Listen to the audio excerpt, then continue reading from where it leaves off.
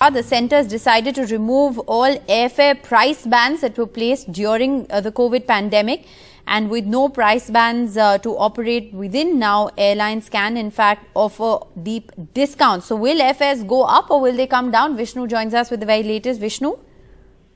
Well, I think this is a step meant to encourage competition within the aviation sector. It's not been an easy airfare. Remember, airlines in this country were suffering a great deal during the COVID period. The aviation sector in India almost ground to a complete halt.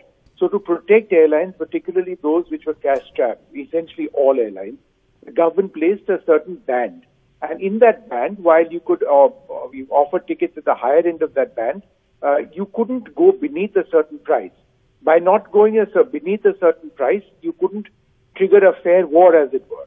But now with the aviation sector having become somewhat more regulated, somewhat better, with the aviation turbine fuel costs having been looked at closely by the government, and with a firm conviction that the aviation sector, particularly the domestic sector, is going to grow, they've removed this ban.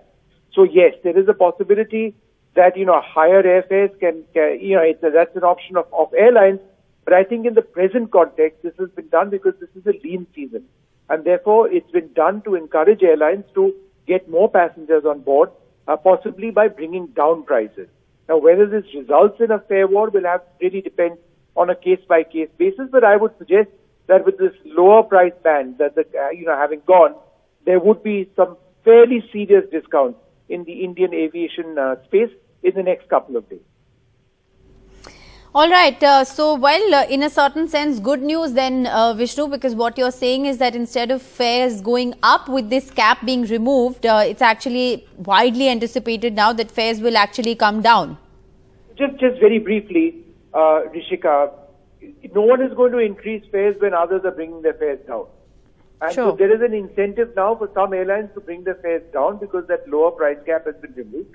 And therefore, if some airlines do it, then the others will naturally follow suit.